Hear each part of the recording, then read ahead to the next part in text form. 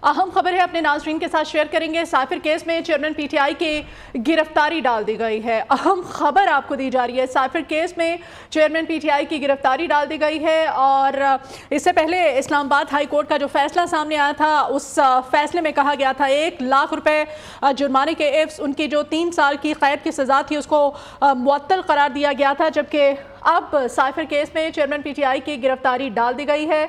अहम खबर है ये।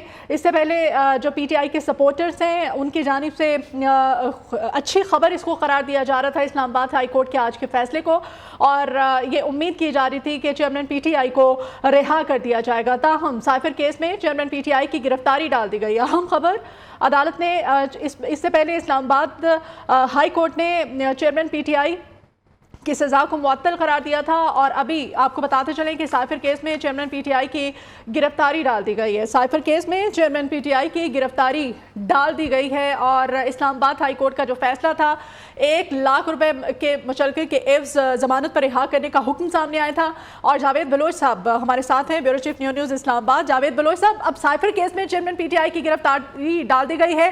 कानूनी माहिरीन की जानिब से यही कहा जा रहा था कि सज़ा जो है वो मुअत्तल हुई है, सज़ा खत्म नहीं हुई, किसी और केस में भी गिरफ्तार किया जा सकता है।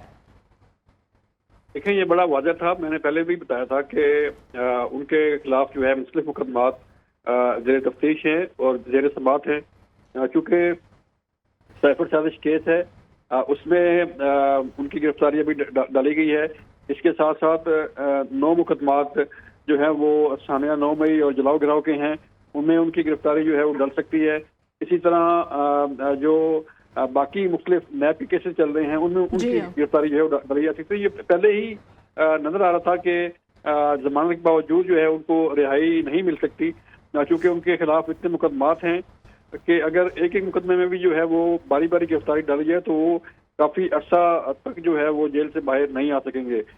अब सूरत यह है कि चूंकि साइफर साजिश केस FIA के पास था, FIA उसकी तफ्तीश कर रही थी, और FIR में तहरीक इंसाफ के चेयरमैन साबिक वज़ीर-ए-आज़म का नाम भी शामिल था। तो इस केस में पहले साबिक वज़ीर ख़ारजा शाह महमूद कुरैशी को गिरफ्तार किया गया। उनका जो मुकदमा है वो ज़ेर समाअत है, ज़ेर तफ्तीश भी है, और उस पर जो है वो FIA अपनी तहकीकात कर रही है। अब इसमें तहरीक इंसाफ के चेयरमैन से पहले उनके बयानात रिकॉर्ड किए गए थे। अब मजीद जो है उनके बयानात रिकॉर्ड होंगे और मजीद उनसे तफ्तीश की जाएगी। अब जबकि ये FIA ने इस पे अपनी गिरफ्तारी डाल दी है, तो देखना ये है कि FIA उन्हें अपनी तहवील में रखती है, इस्लामाबाद लाती है, या वहीं जो है वो उन्हें रखकर अटक जेल में ही उनसे तफ्तीश की जाती है। दो तरीकाकार हैं। एक तो FIA गिरफ्तारी डाल के उन्हें कंसर्न कोर्ट में जो है वो पेश करेगी, और कोर्ट जो है उनका जुडिशियल रिमांड देती है या जिस्मानी रिमांड देती है। अगर जिस्मानी रिमांड पे FIA ने उन्हें अपनी तहवील में रखा तो फिर FIA उन्हें यहाँ इस्लामाबाद मुंतकिल कर सकती है तफ्तीश के लिए। ये भी हो सकता है कि FIA की टीम वहाँ पर अटक जेल में जाए और वहाँ पर अपनी तफ्तीश करे, और वहाँ से इनको पेश किया जाए कंसर्न कोर्ट में, या जो वीडियो लिंक है उसके जरिए भी उनका जो स्टेटमेंट है वो कोर्ट में दिया जा सकता है।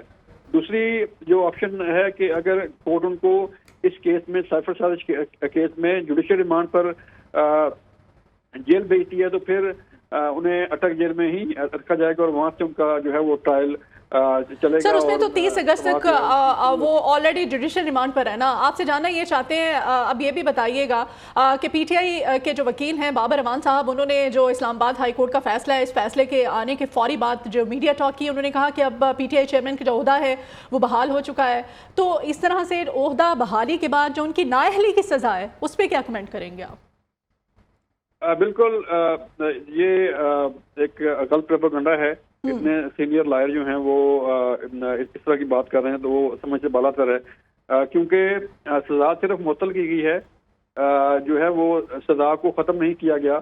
नंबर 1, इस मुअत्तली की सजा में जो इलेक्शन कमीशन की तरफ से जो नाअहली का फैसला था, या इस केस में सजा के बाद जो नाअहली हुई है वो बरकरार रहेगी, और तहरीक इंसाफ के